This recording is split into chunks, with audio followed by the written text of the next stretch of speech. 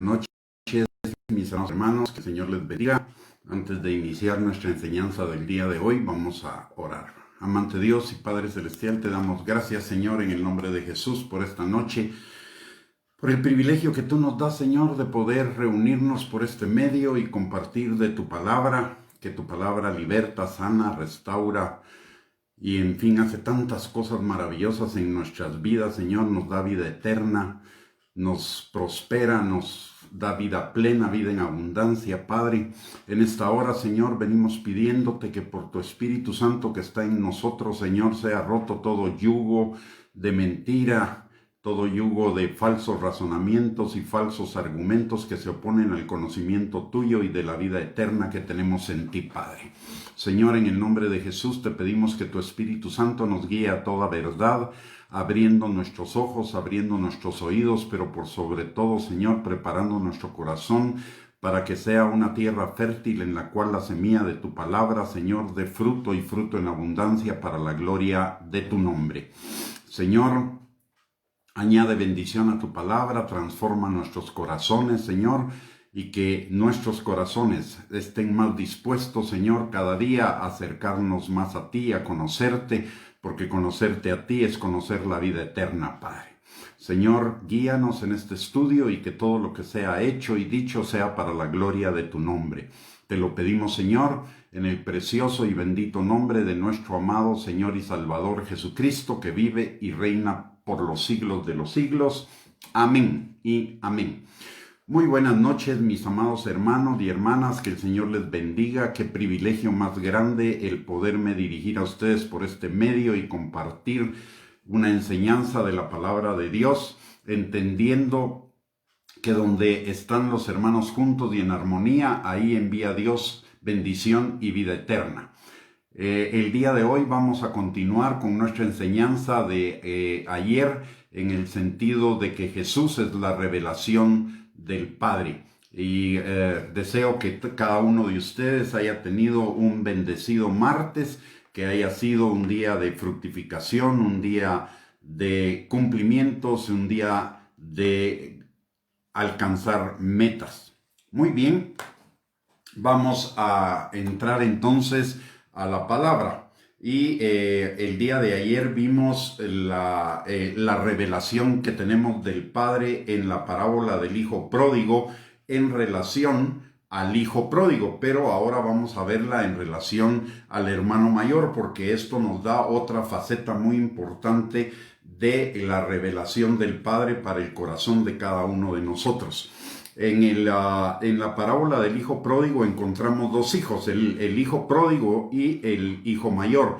El hijo pródigo representa esa porción de los hijos de Dios que, malentendiendo la gracia, se van de regreso al mundo o caen y vuelven al pecado. Ya vimos que este hijo pasa por un proceso disciplinario del Señor, vuelve en sí, se arrepiente y regresa a la casa del Padre, donde es vuelto a bendecir, aun cuando obviamente perdió lo que había recibido de la herencia, pero con todos los regalos de la gracia que él recibe, cuando regresa a casa, que es el perdón de pecados, la limpieza de sus pecados, encima el ser restaurado al amor del Padre, él recibe una unción nueva, recibe poder y autoridad, recibe además de eso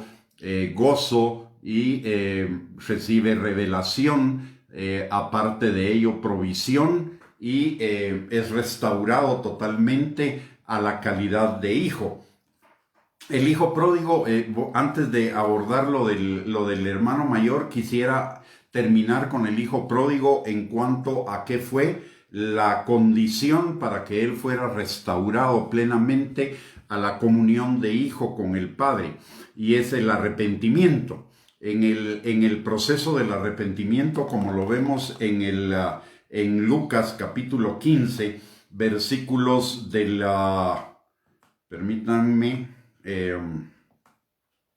versículo el versículo donde él dice,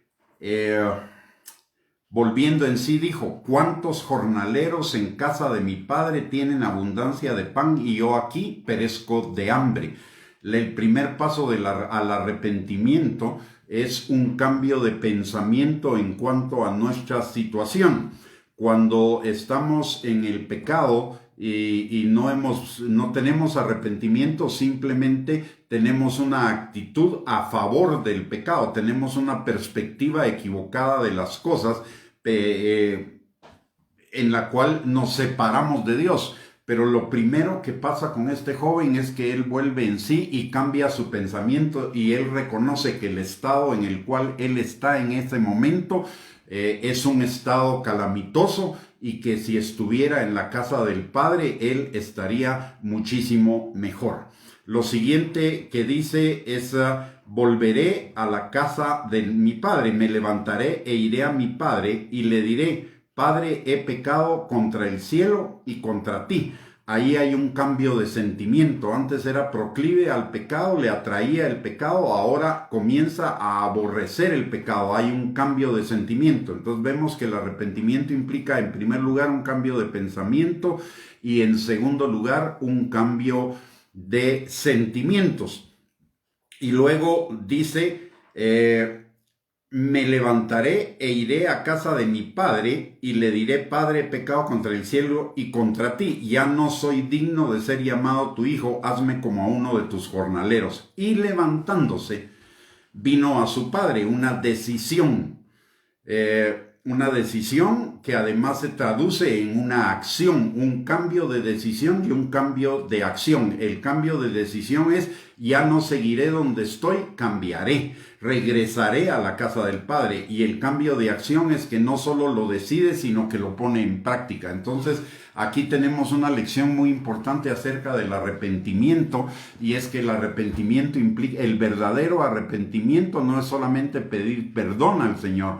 El verdadero arrepentimiento es un cambio de pensamiento, un cambio de sentimiento, un cambio de decisión y un cambio de acción que me lleva del lugar donde estoy a regresar a la casa del Padre.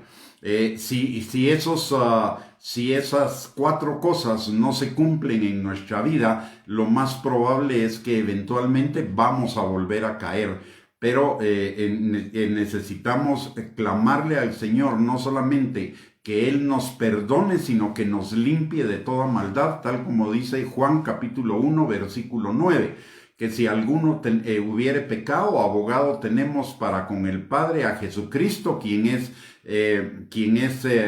justo para fiel y justo para perdonarnos de toda maldad, para perdonar nuestros pecados y limpiarnos de toda maldad. El arrepentimiento es realmente una limpieza de la maldad que nos llevó a pecar.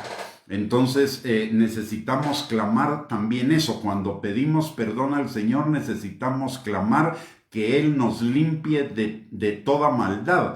Y limpiarnos de toda maldad significa ese cambio de pensamiento, ese cambio de sentimiento, de decisión y de acción en relación con el pecado.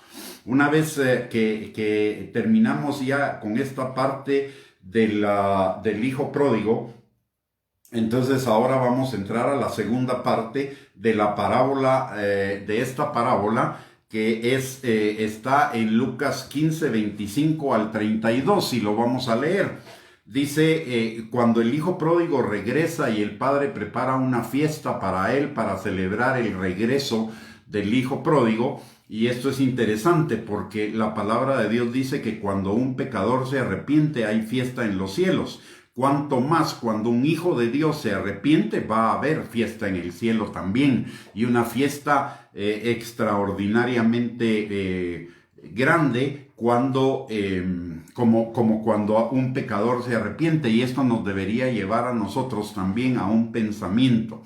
Y es que cuando vemos que un hijo de Dios está caído y retorna a los caminos del Señor, en lugar de seguirlo juzgando y en lugar de tenerlo como apartado o como alguien que cayó, nosotros deberíamos recibirlo con alegría, con gozo, porque hay fiesta en el cielo, nosotros deberíamos también hacer fiesta en el cielo. La palabra del Señor nos dice en Gálatas capítulo 6, versículo del 1 al 2, un pasaje que a mí me impacta muchísimo. Dice que si nosotros que somos espirituales, vemos a un hermano que ha caído, que lo restauremos con espíritu de mansedumbre, no sea que posteriormente nosotros seamos tentados y también caigamos. Y le quiero dar un testimonio en este sentido. A lo largo de mi vida cristiana, que ya tiene alrededor de unos 50 años, resulta que un par de veces yo fui como el hijo pródigo y me pasaron dos cosas que fueron para mí impactantes. La primera de esas es que cuando me volví o me convertí en un hijo pródigo, todos los hermanos se apartaron de mí. Era como que estuviera leproso y no se quisieran acercar a mí.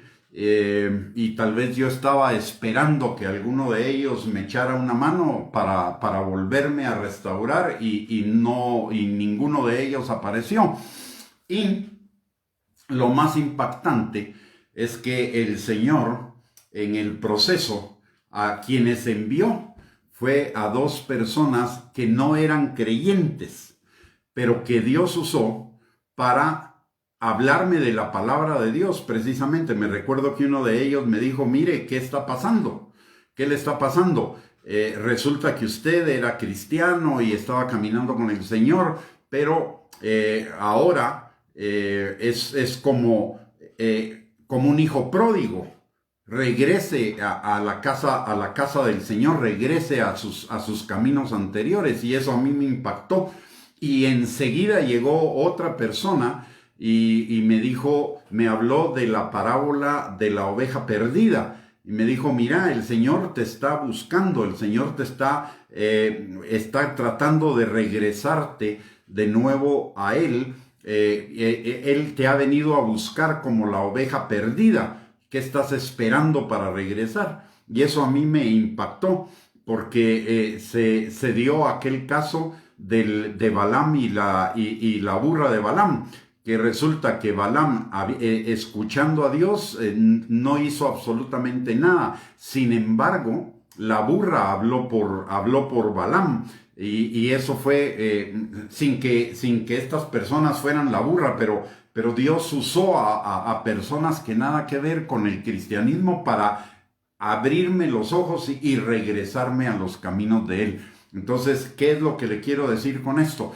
Cuando usted vea a una persona que está caída, que era cristiana o estaba caminando en el Señor, no la desechemos. Acerquémonos a esa persona, animémosla, exhortémosla, apoyémosla, acerquémonos a ella para darle palabras de edificación, no de condenación, sino de edificación, de exhortación, de consolación.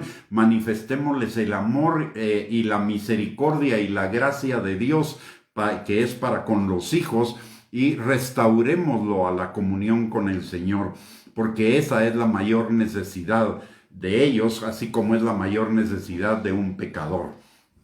Dicho esto, entonces entremos a la parte del hijo mayor. Dice la palabra en Mateo, en Lucas capítulo 15, versículo 25 al 32.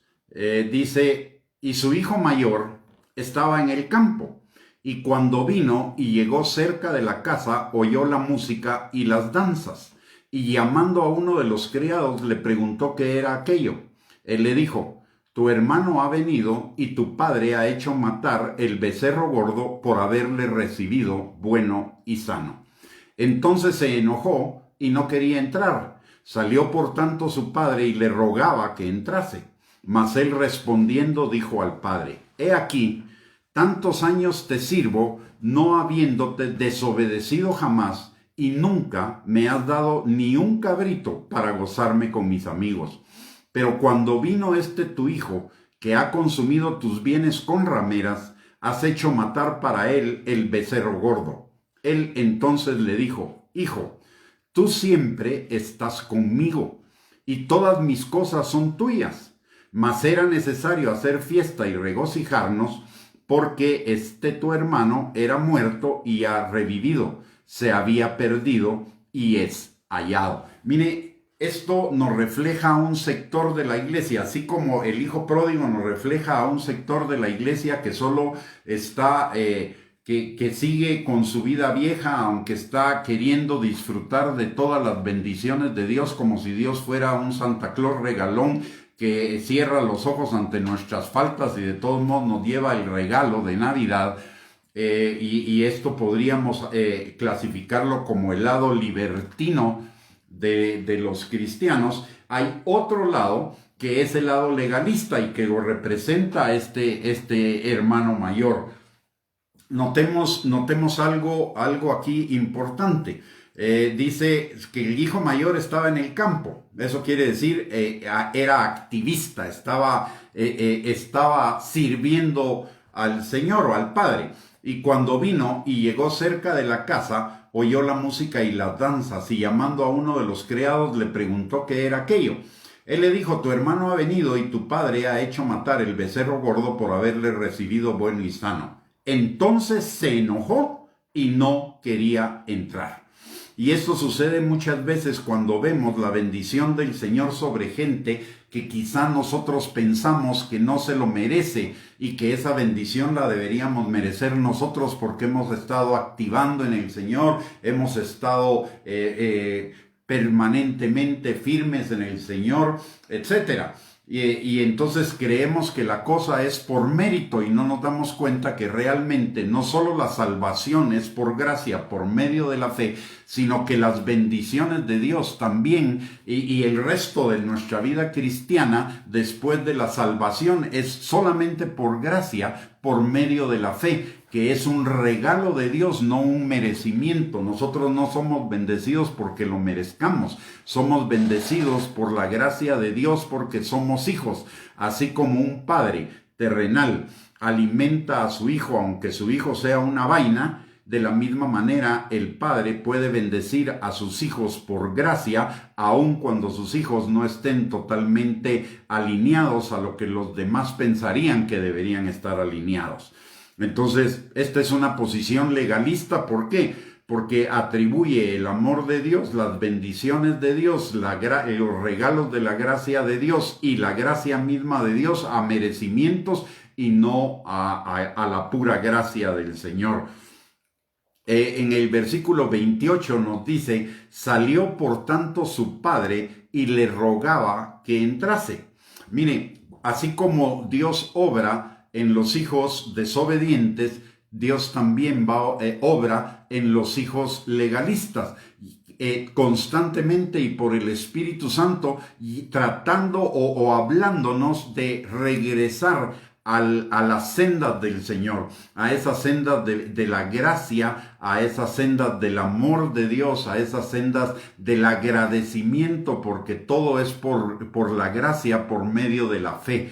Y algunos, como en este caso el hijo pródigo, el hermano del hijo pródigo, se resisten, no tienen una fortaleza en su mente de que la cosa es por merecimientos, es por méritos. Y realmente no lo es de ninguna manera. Y eso lo vemos del versículo 29 en adelante. Dice: mas el hijo mayor respondiendo dijo al padre: he aquí, tantos años te sirvo, no habiéndote desobedecido jamás, y nunca me has dado ni un cabrito para gozarme con mis amigos.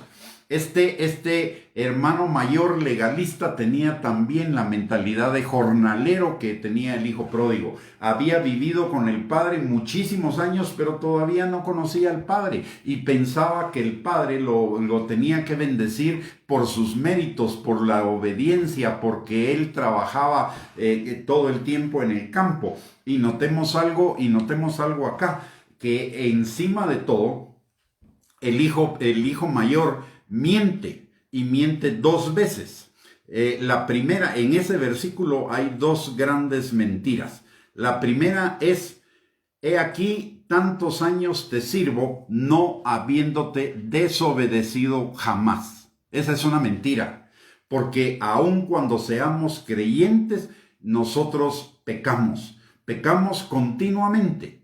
Pecamos mucho más allá de lo que nosotros nos imaginamos. La verdadera naturaleza del pecado es vivir fuera de la voluntad de Dios, no es servirle, no es obedecer un listadito de unas 20 o 30 cosas ¿cómo se llama? Que nosotros consideramos que es pecado. Esa es una santidad relativamente barata, una santidad que se basa en no desobedecer 30 mandamientos que son relativamente fáciles de cumplir, pero que sin embargo dejan el corazón sin ninguna transformación. Esa es la posición de los fariseos y de los escribas en el tiempo de Jesús, y por eso Jesús fue tan duro con ellos, porque ellos creían que cumpliendo unos cuantos mandamientos ya estaban bien con Dios y todos los demás estaban mal.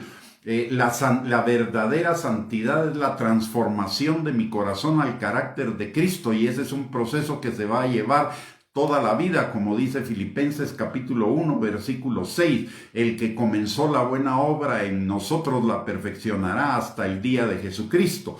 Y como dice también 2 de Corintios capítulo 3, versículo 18, que somos transformados de gloria en gloria en la imagen de Cristo, pero esa imagen de Cristo no va a estar plenamente formada en nosotros hasta el día que nosotros muramos y nos presentemos delante del Señor y finalmente seamos total y completamente transformados en nuestra alma y en nuestro cuerpo. Así que este hijo mayor está reflejando una característica de legalista, un listado muy pequeño de mandamientos que los cumple, pero sin que haya una transformación en su corazón.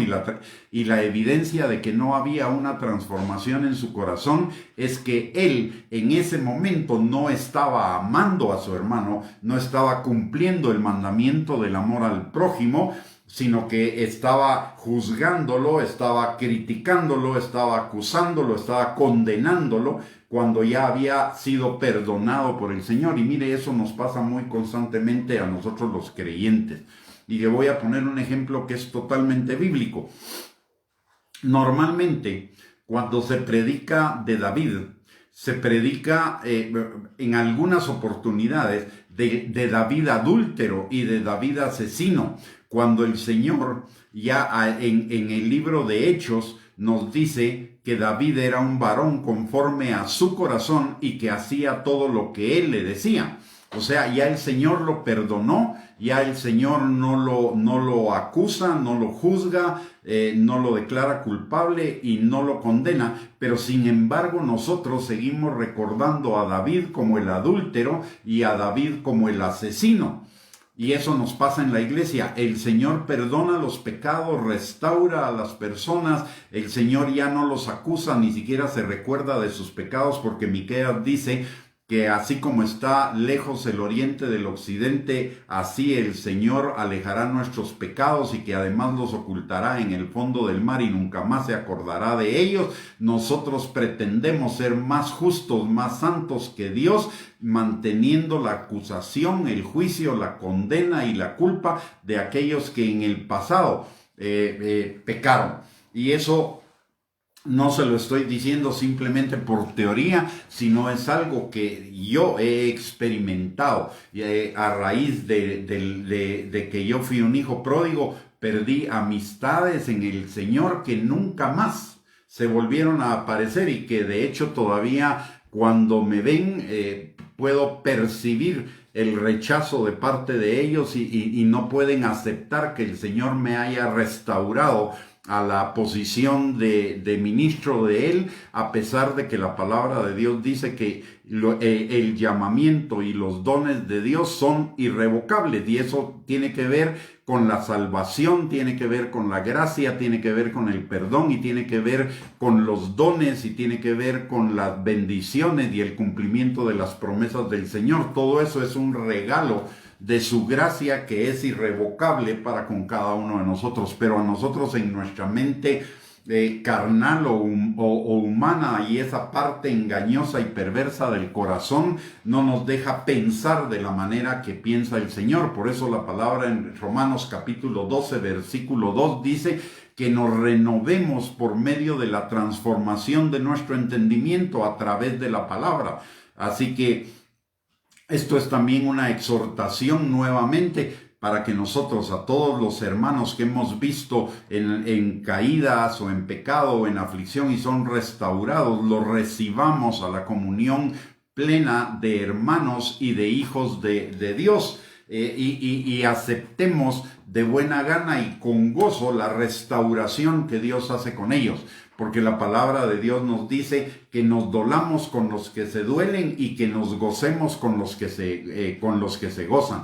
O sea, cuando alguien es caído, deberíamos nosotros dolernos por esa caída y buscar restaurarlo, y una vez restaurado, gozarnos por la restauración que el Señor está haciendo al restaurar sus bendiciones, su calidad de hijo, sus dones, su ministerio, etcétera, etcétera, etcétera. Muy bien. Entonces, y la segunda mentira, que y mire, esto es interesante. La segunda mentira que este hijo pródigo, este hermano mayor del hijo pródigo, dice en Lucas 15:29 es: nunca me has dado ni un cabrito para gozarme con mis amigos. Cuando al principio de la parábola, la palabra nos enseña que los dos hijos habían recibido la herencia. El hermano mayor, el hermano menor, perdón, el hijo pródigo no podía recibir la herencia si antes no se la daban al hermano mayor. Y el hermano mayor tenía una doble porción de la herencia. Entonces, ¿qué es lo que nos está indicando esto? Que el Señor ya lo había bendecido, que el Padre ya lo había bendecido, ya tenía abundancia de bendiciones, pero por su legalismo y por esa mentalidad de que tiene que ser por méritos, él no estaba disfrutando de las bendiciones que por gracia le había dado el Padre. Y aquí dice: ni un cabrito me has dado para que me goce con mis amigos, cuando era el dueño de las 2/3 partes de la herencia, porque eran solo 2 hermanos, y el hermano mayor recibía una doble porción. Entonces la herencia se dividía en 3, 2/3 partes eran para el hermano mayor y una para el hermano menor. Y eso es lo que pasa con el legalista. El legalista no disfruta de las bendiciones, no disfruta de la gracia de Dios, y como no disfruta de la gracia de Dios, encima de ello, no disfruta de las bendiciones. Como nos lo enseña también Hebreos capítulo 12, versículo 15. Dice que no haya en nuestro corazón ninguna raíz de amargura que nos contamine a nosotros y contamine a otros y nos impida alcanzar la gracia de Dios. Y la gracia de Dios es ese perdón, esa limpieza, esa restauración, esas bendiciones. Él no, por ese legalismo meritocrático, él no estaba disfrutando de las bendiciones que ya Dios había derramado sobre él, porque recordemos que Efesios capítulo 1, versículo 3 dice que Dios ya nos bendijo con toda bendición espiritual en los lugares celestiales en Cristo Jesús. Pero el legalista no las disfruta. El legalista está preocupado tanto en hacer méritos y en activismo. Ora por obligación, lee la palabra por obligación, va a la iglesia por obligación, sirve por obligación, porque está buscando hacer méritos delante del Señor, no está disfrutando de esa vida plena que es la gracia de Dios a favor de nosotros como hijos.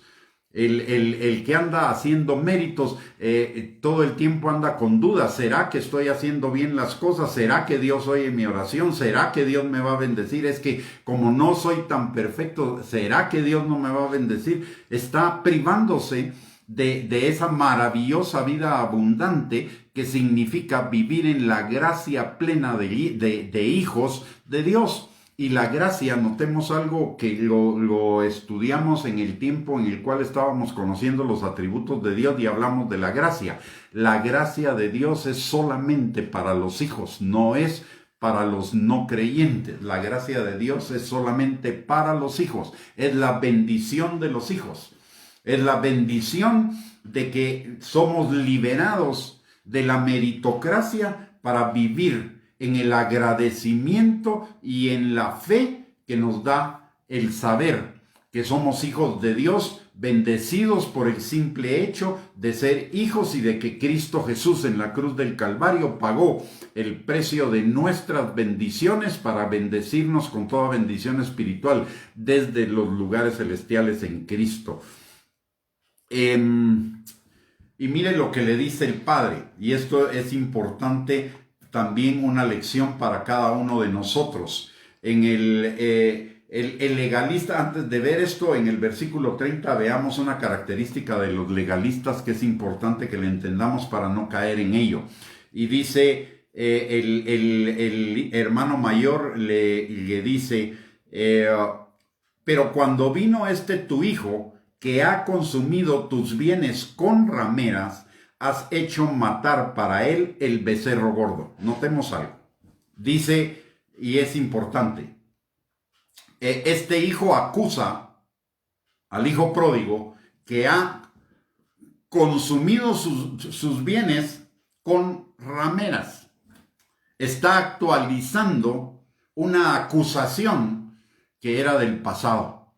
Y el legalista no perdona el pasado de los demás. Y obviamente tampoco va a perdonar el suyo. Él parece perfecto, pero por dentro está siendo consumido por esa parte engañosa y perversa de su corazón, de que él no es lo suficientemente meritorio para poder disfrutar de las bendiciones y de la gracia de Dios.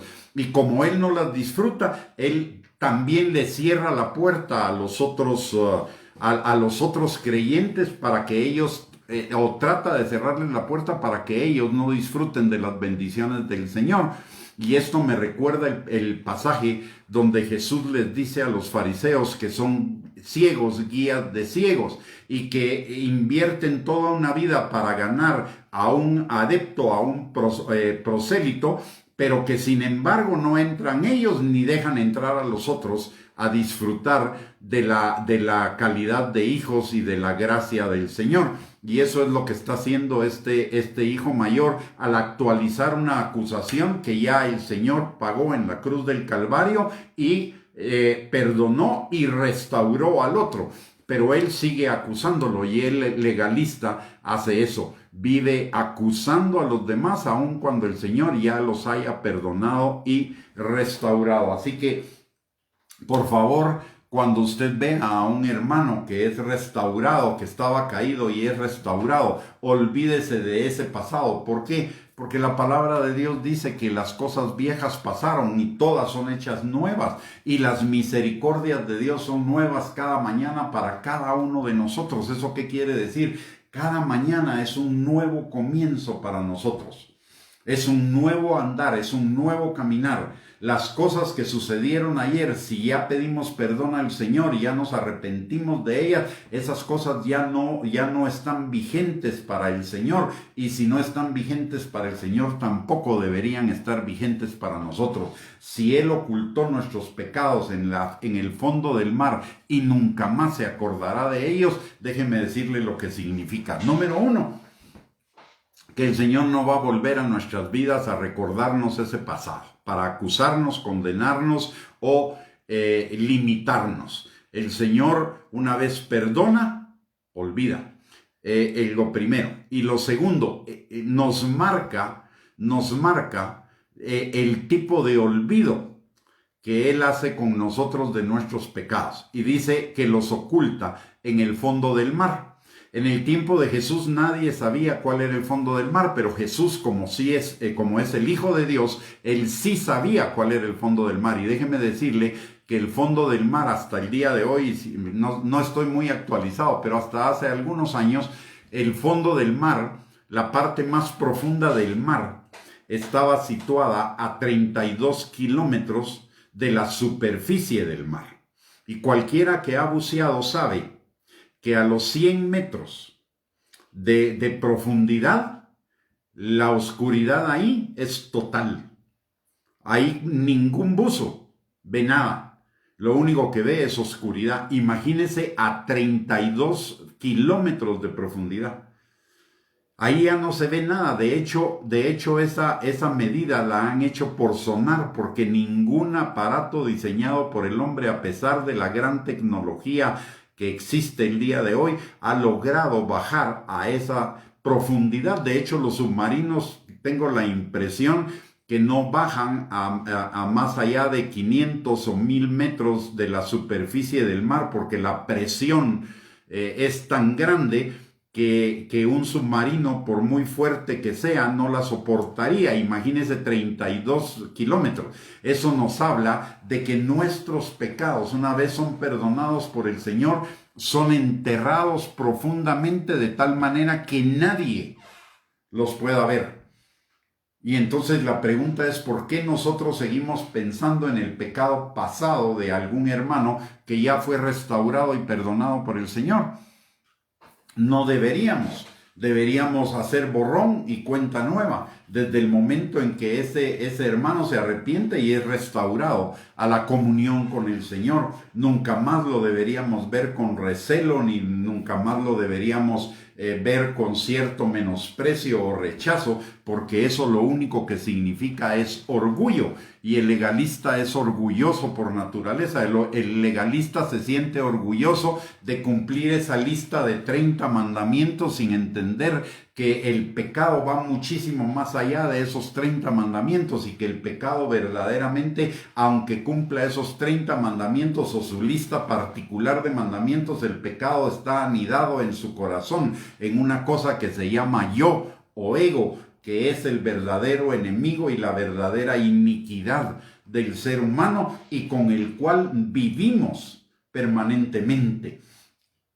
Por eso la palabra de Dios nos dice que nos neguemos a nosotros mismos, que neguemos ese yo o ese ego, que es la maldad, la iniquidad, y que si no lo negamos es porque se ha convertido en un ídolo en nuestro corazón, muchísimo más fuerte que cualquier idolatría hacia imágenes o hacia cosas externas, porque ese ídolo está operando en nosotros todo el tiempo, controlándonos, y a ese ídolo lo estamos sirviendo, dándole gusto en todas sus necesidades de autogratificación y de autoexaltación.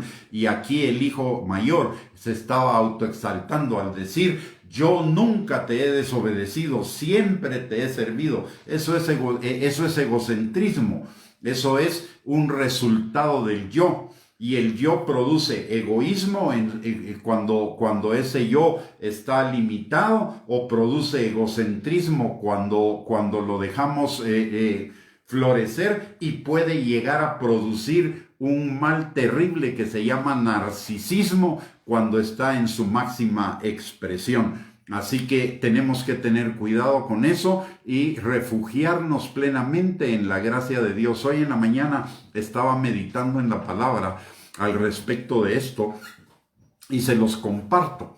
La palabra de Dios dice que Dios nos hizo del polvo, de la tierra. Y también la palabra de Dios nos dice que cuando muramos vamos a regresar al polvo.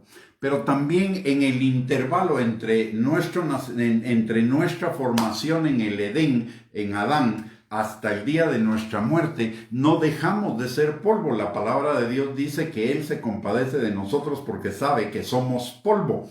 Y además también la palabra de Dios nos dice que todos los tesoros que Dios nos da, que son la salvación, el perdón de pecados, la vida abundante, la sanidad, los dones, el fruto del Espíritu, etcétera, etcétera, etcétera, son tesoros que están en vasos de barro. O sea, seguimos siendo polvo. Aun cuando seamos salvos, seguimos siendo polvo. Como personas que vienen del polvo, el día que nacemos, somos polvo.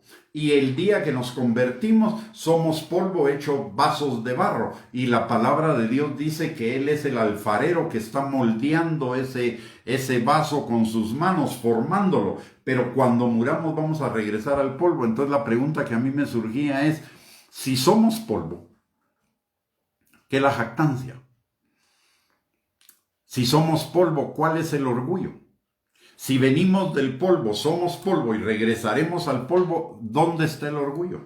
Por eso la palabra de Dios habla tanto del orgullo y habla tanto de la soberbia, condenándola. La palabra de Dios dice en 1 Pedro 5:5 y en el libro de Santiago que Dios resiste a los orgullosos, pero da más gracia a los humildes. En el Antiguo Testamento, todos los problemas que Israel enfrentó y todos los juicios que Israel enfrentó fue por su soberbia, por su orgullo, porque no daban su brazo a torcer delante del Señor, a pesar de que el Señor les enviaba no solo la palabra, sino les enviaba profetas para llamarlos al arrepentimiento, pero eran tan orgullosos que pensaban que estaban bien y entonces se enfrentaron a calamidades aún peores. El Señor les mandó advertencias por la boca de profetas, después les mandó advertencias por las circunstancias que ellos enfrentaron, y a todas ellas respondieron con soberbia. ¿Y qué fue lo que pasó? Se enfrentaron a grandes calamidades. Primero el exilio, primero las guerras con los vecinos donde salían derrotados, después el exilio en Babilonia y después cuando rechazaron a Jesús, un exilio que duró más de 1800 y pico de años, casi los 1900 años, del año 132 al año 1948. Por su falta de arrepentimiento, por su orgullo. Mire, el peor enemigo que tenemos no es el diablo. El peor enemigo que nosotros tenemos es el orgullo. Si no tuviéramos orgullo, el diablo no nos podría tentar. En la medida en la que nosotros vamos eliminando el orgullo, vamos matando a ese yo, que es lo que nos dice el Señor Jesucristo cuando en Mateo 16:24 dice: el que quiera ser mi discípulo, niéguese a sí mismo, tome su cruz y sígame. Ese niéguese a sí mismo es no dejar, no permitir que el ego florezca. Y lo dice Juan 3:30, es necesario que él crezca y que yo mengüe, o sea, mi yo se disminuya. Y resulta que hoy en el cristianismo lo que hay es enseñanzas acerca de la autoestima, que es la falsa identidad del cristiano. Mi identidad está en Cristo. Yo soy lo que soy por Cristo en mí, no por mí mismo. Pero la autoestima refuerza lo que yo soy y me lo asigna a mí mismo.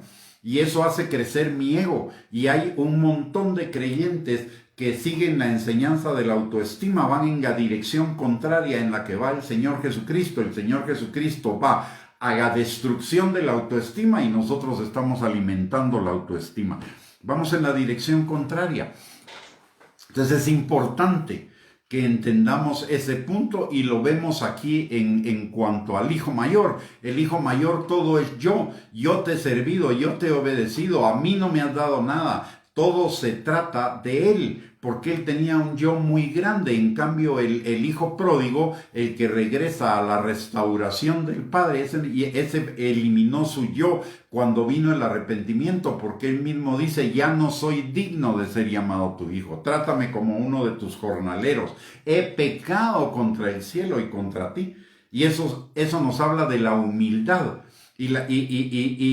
Mientras que el hijo pródigo nos habla del orgullo, y ahí se cumple plenamente lo que la palabra de Dios nos enseña, de que Dios resiste al orgulloso, pero da gracia al humilde. Al hijo pródigo que se humilló, que reconoció que era barro en manos del alfarero, que se arrepiente, que reconoce sus faltas, el Padre lo bendice con nuevamente lo repito, con el perdón, con la gracia, con el amor, con la misericordia, con un vestido nuevo, que es una unción nueva, con autoridad y poder nuevos, con revelación, con el fruto del Espíritu y con provisión. Mientras que el hijo mayor, que sigue encerrado en su yo, la palabra de Dios no nos dice que haya sido bendecido más allá de lo que ya tenía, que era la herencia que había recibido anteriormente. ¿Por qué? Porque él estaba resistiéndose a las bendiciones del Padre por su orgullo. Y le dice en Lucas 15:31 algo muy importante que nos debería hacer reflexionar a cada uno de nosotros.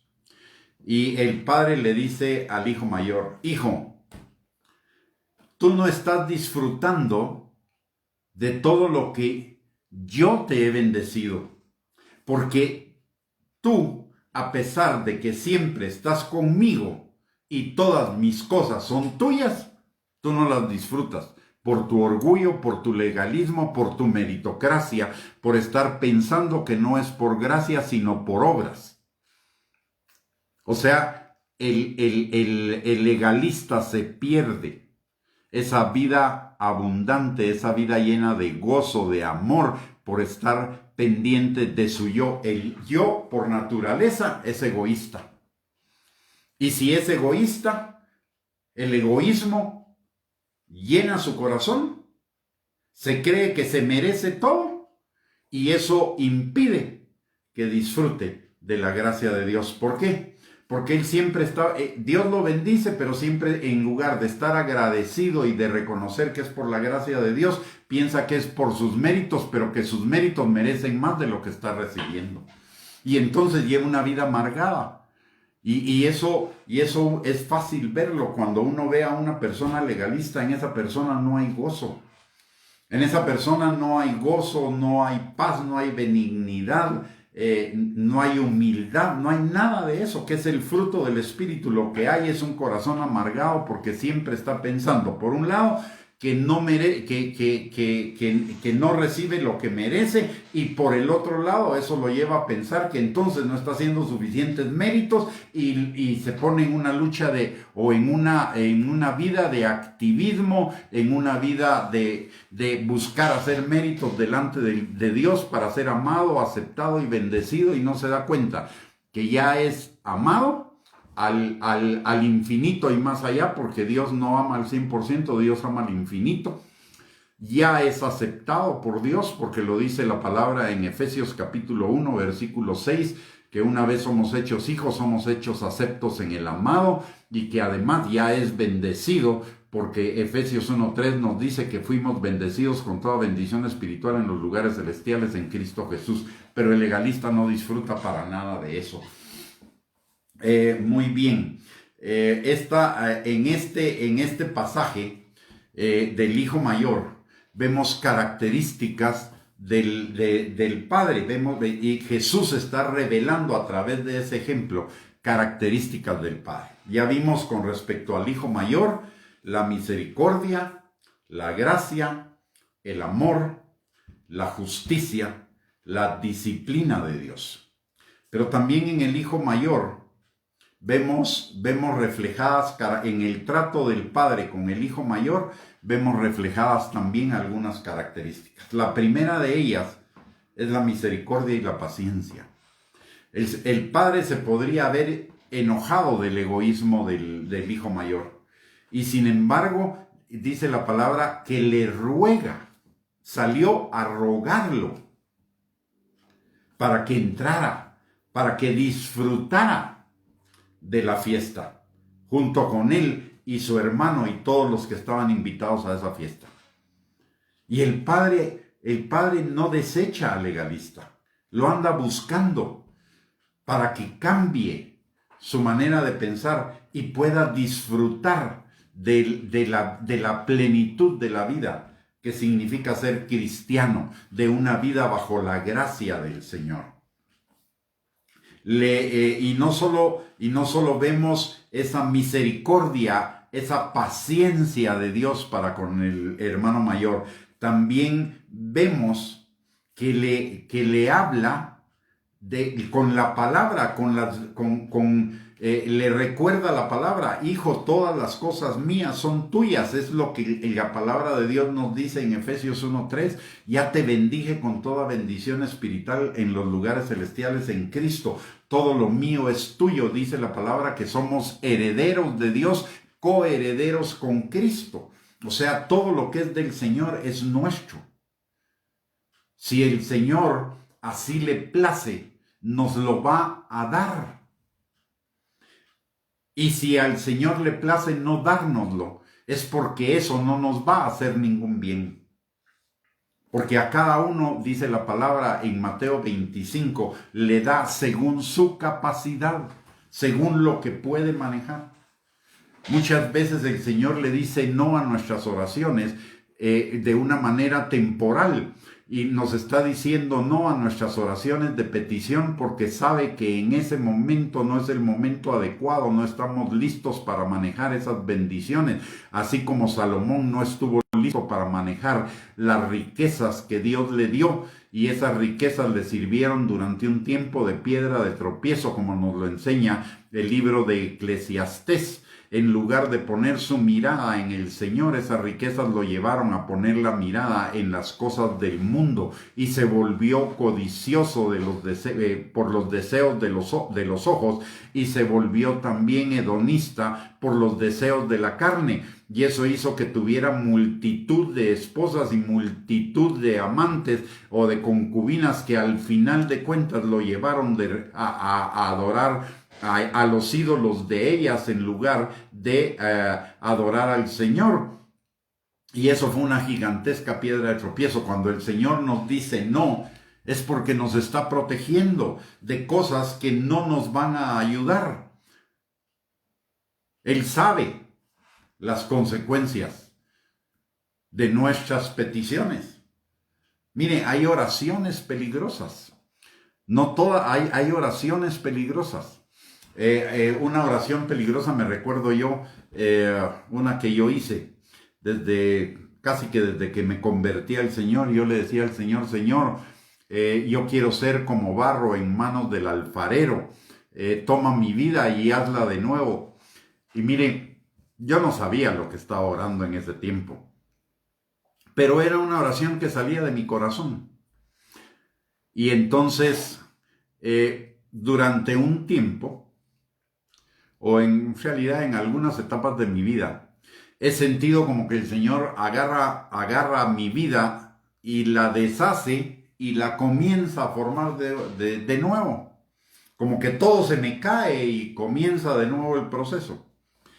Y entonces un día yo le pregunté al Señor, le dije: Señor, ¿por qué me pasan estas cosas? ¿Por qué es tan difícil la cuestión de seguirte, la cuestión de vivir en ti? Y el Señor me contestó, así con muchísimo amor, me contestó: porque tú me lo pediste. Y yo le decía: Señor, pero yo nunca te he pedido esto. Sí, me dijo. Recordate que hace unos años tú me decías que querías ser como el barro en manos del alfarero, y que querías tener el corazón de David, un corazón conforme a mi corazón, y que querías ser mi adorador. Esa es la respuesta a tus oraciones. Porque estoy destruyendo todo lo que impide. Estoy destruyendo en ti todo lo que impide que seas un adorador, que seas una vasija útil y hermosa para mí, y que tengas el corazón, mi corazón, conforme al corazón de David. Desde ese día ya nunca más volví a replicar. Desde ese día, solo cada vez que me pasan cosas así, lo único que puedo decirle al Señor es: Señor, gracias, porque sé que tú me estás formando para cumplir ese propósito que tú pusiste en mi corazón. Así que hay oraciones peligrosas, y hay oraciones peligrosas que Dios contesta, y hay oraciones peligrosas que Dios no contesta, porque sabe que no van a ser para nuestro bien. Así que necesitamos tener cuidado en las oraciones que hacemos. Pero sigamos hablando del Padre.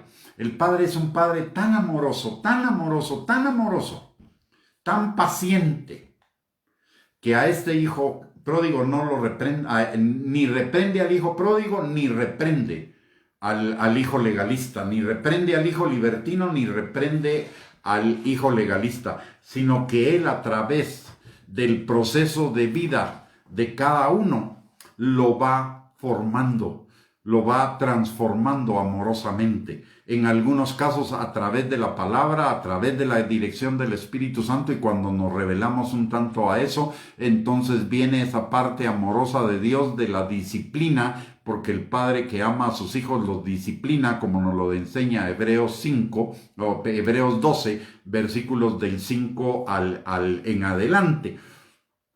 Entonces acá el Señor al hijo pródigo le estaba hablando con amor, con paciencia, con misericordia, y le estaba dando tiempo para que la benignidad del Señor lo llevara al arrepentimiento antes de entrar en el proceso disciplinario.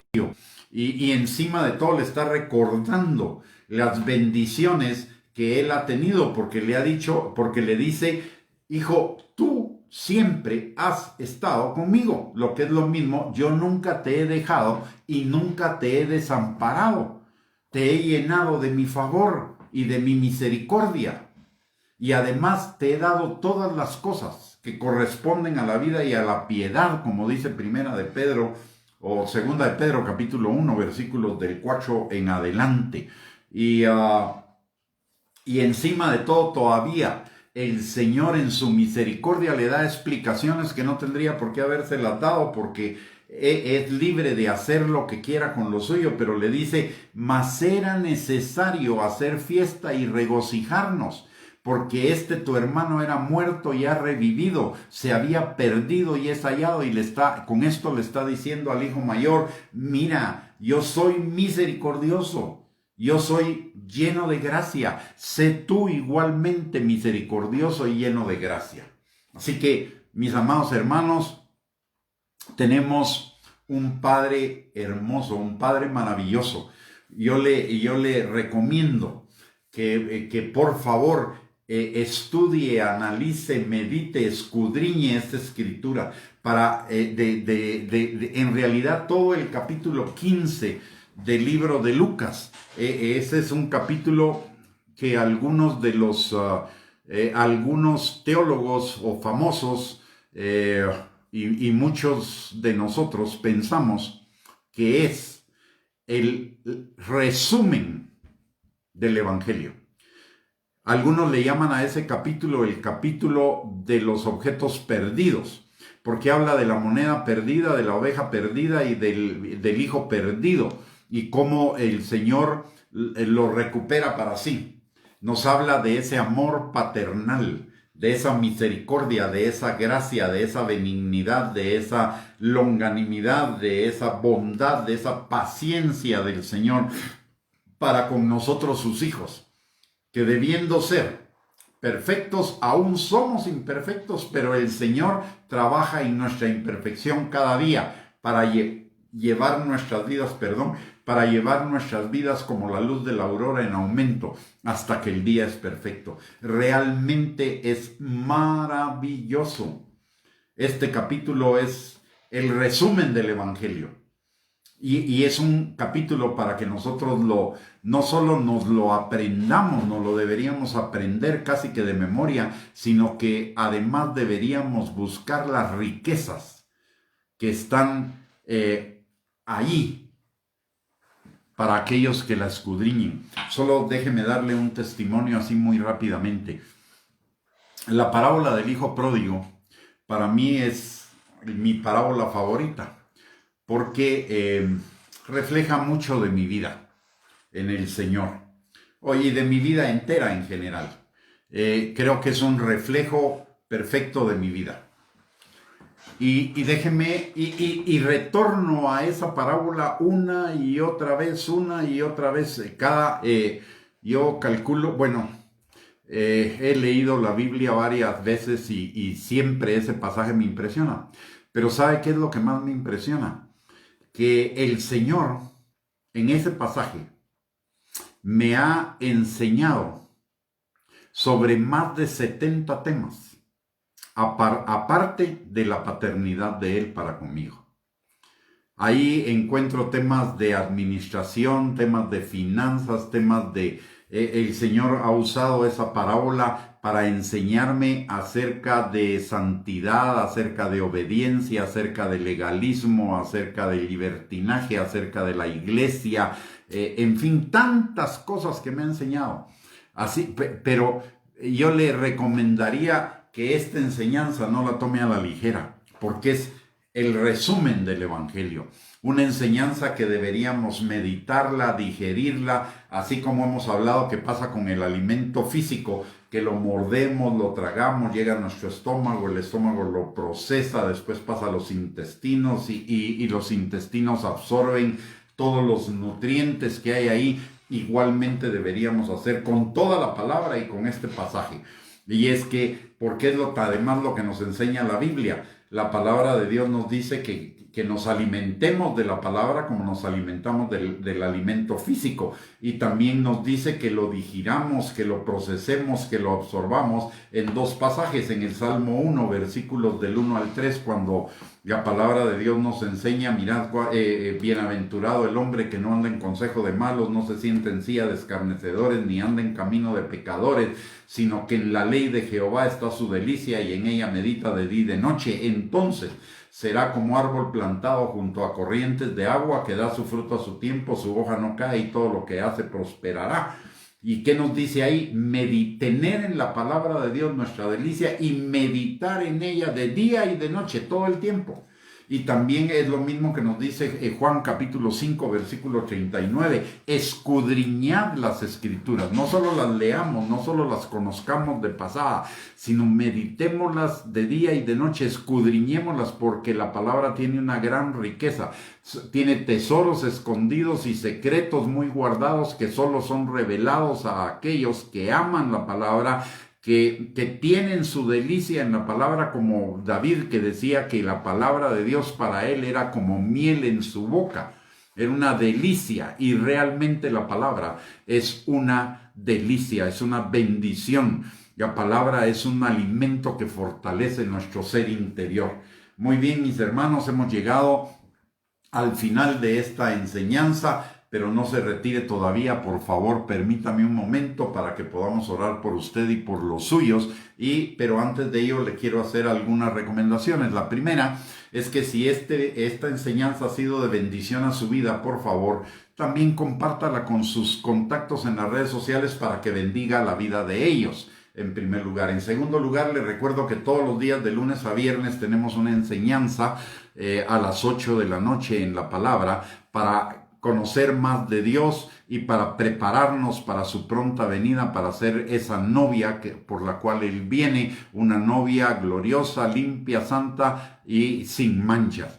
En tercer lugar, le quiero recordar que tenemos a su disposición todas estas enseñanzas, más de 175 enseñanzas de este tiempo que están específicamente enfocadas en preparar a la novia, en nuestro canal de YouTube a nombre de Gustavo Bianchi.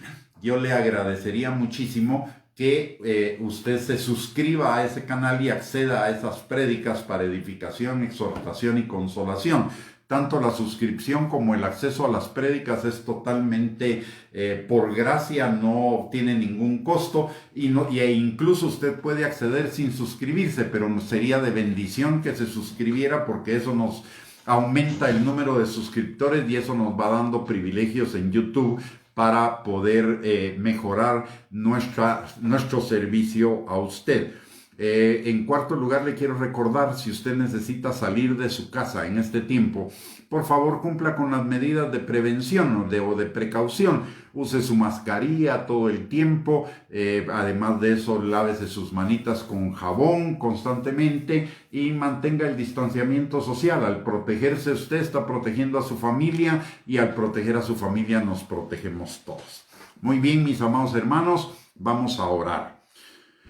Padre bendito, te damos gracias, Señor, en el nombre de Jesús, por esta noche, por el privilegio que nos has dado de compartir, Señor, los hermanos juntos y en armonía, y a donde tú has enviado bendición y vida eterna, Padre. Señor, gracias por tu palabra, porque tu palabra nos edifica, nos limpia, nos santifica, nos restaura, nos sana, nos liberta, Señor, nos lleva a la vida abundante, Señor, nos lleva a crecer en nuestra fe, a ser fortalecidos frente a las circunstancias adversas de la vida, Señor, y tantas cosas más, Padre. Gracias por esta revelación de tu paternidad, Señor, a través de Jesús y de sus enseñanzas, Padre. Te damos a ti la gloria, la honra, la alabanza, pero por sobre todo nuestro agradecimiento, Señor, por esa enseñanza tan maravillosa que podemos encontrar en todas las porciones de tu palabra, y hoy específicamente en esta porción, Señor, del Hijo pródigo, Padre. Señor, Te damos gracias porque en tu gracia y en tu misericordia tenemos libre acceso al trono de tu gracia para encontrar misericordia y gracia para el oportuno socorro. Y hoy venimos, Señor, levantando delante de ti, ante tu trono, Señor, a cada uno de nosotros y a cada una de nuestras familias, Señor, pidiéndote, Padre, que tu mano poderosa esté sobre cada uno de nosotros y los nuestros, Señor, sanando al que está enfermo, restaurando al que está quebrantado, liberando de ataduras, yugos y fortalezas de mentira, de argumentos mentirosos y de razonamientos falsos que nos impiden el conocerte a ti y conocer la vida eterna, Padre. También te pedimos, Señor, que tu mano esté sobre cada uno, proveyendo, Señor, todas sus necesidades conforme a tus riquezas en gloria en Cristo Jesús.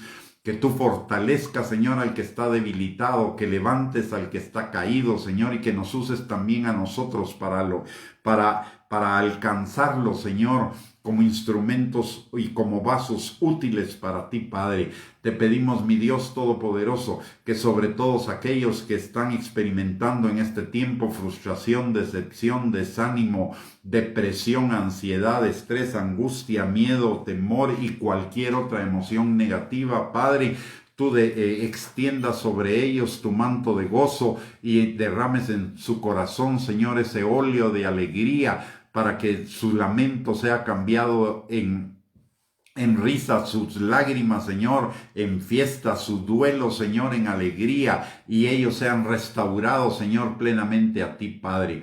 Te lo pedimos, Señor, en el nombre de Jesús, así como también te pedimos en esta hora, Señor, que tú nos des a cada uno de nosotros un descanso reparador, que nuestras energías sean recuperadas en esta noche para poder enfrentar, Señor, tus propósitos para cada uno de nosotros el día de mañana, y lo hagamos con gozo porque es el día que tú hiciste, Señor, para que nos gocemos y nos alegremos con él, y que además, Señor, podamos producir fruto y fruto abundante para gloria de tu nombre, y sea un día de bendiciones, un día de cumplimiento, Señor, en el nombre poderoso de Cristo Jesús. Y también, Padre, te pedimos que a cada uno de nosotros cada día nos des más hambre y sed de ti, Señor, para prepararnos para tu pronta venida por tu novia, Señor, y por tu iglesia, para ser esa novia gloriosa, pura, limpia y santa, Señor, que tú vienes a traer, Padre. Te lo pedimos, Señor, en el nombre de Jesús, y desde ya te damos a ti toda la gloria, toda la honra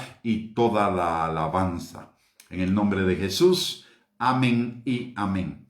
Muy bien, mis amados hermanos, muchísimas gracias por el privilegio de permitirme compartir con ustedes en esta noche.